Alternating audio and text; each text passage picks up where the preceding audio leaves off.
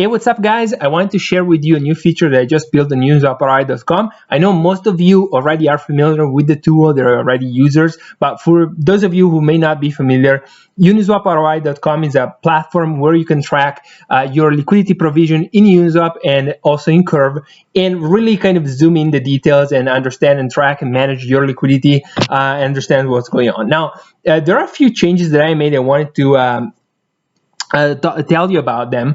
So first here, I mean, so the way the tool works, you put here an Ethereum address where you provided liquidity with Uniswap. You click on analyze. You can have multiple addresses. Like for example, this user has a bunch of them, and then for each of them, you get a tracking of your liquidity. You can zoom in. You can get on all the details of your investment. Now, first off, the first thing that I created is in this portfolio page, I added two charts of kind of a summary of your liquidity. So on this side, you have the capital, the overall portfolio value history, and the part due to the capital, the part due to the Uniswap yield. And on this side, you have a specific zoom on the Uniswap fees and the uni farming, right? The contribution from farming uni. Now, the thing that I built is actually here. If you click here on Porfolio Insight, you're gonna get a little summary of the pools. Now, the reason why I did this is that many of you have multiple addresses, so you have liquidity across multiple addresses,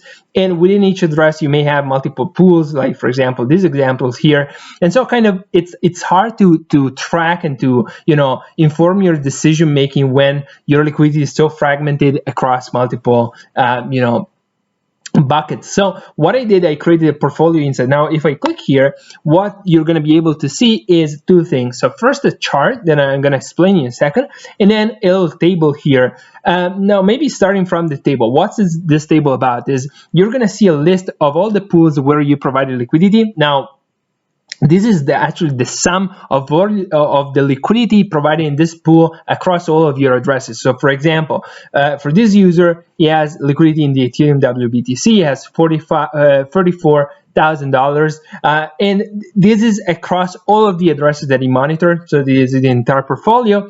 Now, the other column, so here's the fee per day. So for example, this pool has been earning $34 of fee per day in the last few days, in the last week. So this is kind of the average, just to average out a few maybe spikes.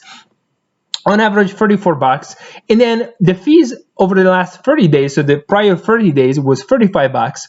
So on an APY basis, if you do the math, this is kind of 35% APY, and then in terms of the growth rate, they went from 35 to 34, so that's kind of minus 4%. So it's pretty stable, just went a little bit down.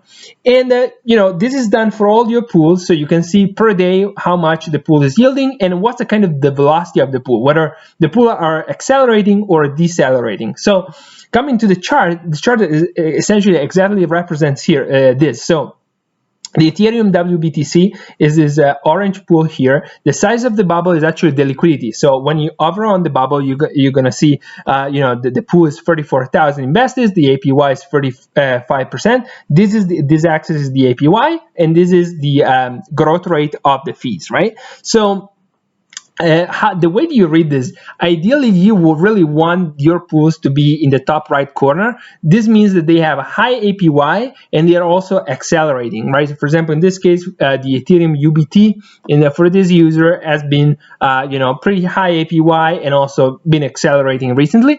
If you have pools with a high APY and but they are slowing down, you may want to check what's going on and check that at some point they may fall down right here.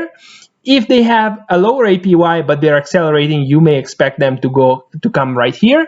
And then if they have a lower APY and they're also slowing down, then you may want to reconsider what you're doing with this pool, whether you want to disinvest a little bit, you want to reinvest in other pools, so on and so forth. So for example, in the case of this user, a pool that is right down here is the Ethereum USDC pool. And the reason why the Ethereum USDC is showing here is because this user has liquidity in the Ethereum USDC across multiple addresses, and he didn't lock the LP tokens in the Ethereum DAO to farm uni for all of them. So it's kind of missing out on the yield, and therefore, this pool is not performing. So this is kind of also a heads up for this user to say, okay, what's going on? Maybe, and I should just whatever farm uni with all of my Ethereum USDC pools.